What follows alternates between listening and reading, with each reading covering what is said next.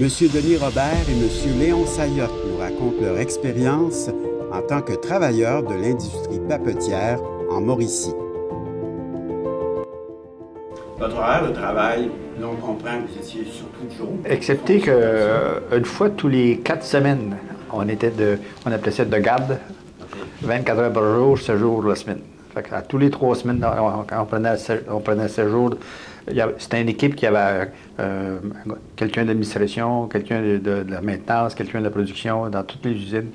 Puis notre horaire de travail normal, moi je rentrais à 7h30 puis je sortais à 5h. Du lundi au vendredi, puis il me rappelle quelque chose du temps de la Wagamac. Moi aussi, j'avais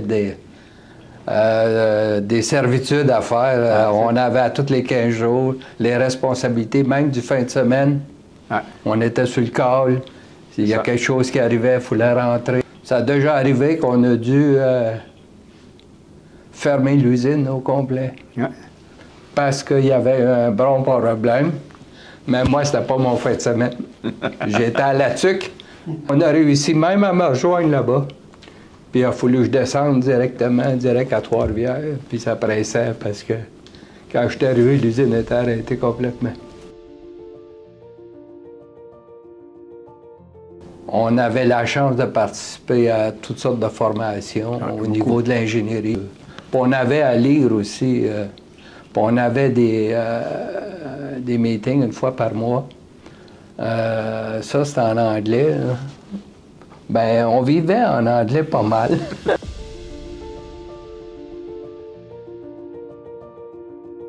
C'était absolument nécessaire si tu voulais, l'expression était bien un peu exagérée, si tu voulais survivre dans ces milieux-là aussi.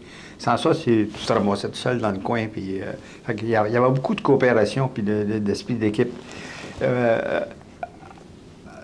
Puis là, ça se développait beaucoup dans les cafétérias, dans les petites salles de dîner de chaque département, à l'heure du café. L'atmosphère, l'esprit de groupe, elle se créait dans chaque secteur. Puis au niveau d'ensemble, l'usine, c'est la même chose. Le fameux rencontre de production le matin, c'était excessivement important. Et ça me rappelle même des souvenirs, même hors travail. Ouais. Lorsqu'on avait un problème, puis que dans la journée, on ne l'avait pas résolu, on se ramassait à aller prendre une bière. Puis bien souvent, nos meilleures idées sortaient de là, le brainstorming.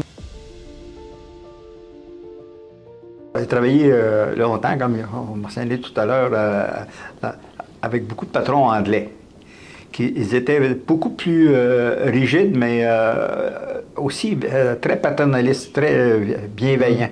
Et, quand je veux dire, ils sont difficiles. Je peux vous donner un exemple. Je me souviens, à un moment donné, j'avais 26 ans, j'étais surintendant du magasin puis des approvisionnements à la nouvelle usine de Portage du Fort. Puis je m'envoyais le patron, le directeur de l'usine, pour lui demander un conseil. Puis il m'a regardé dans les yeux, il dit si j'avais su comment le faire, je ne t'aurais pas engagé, il l'aurait fait. Ouais. Trouve la solution, puis dis-moi ce que tu as besoin pour le faire, puis fais-les.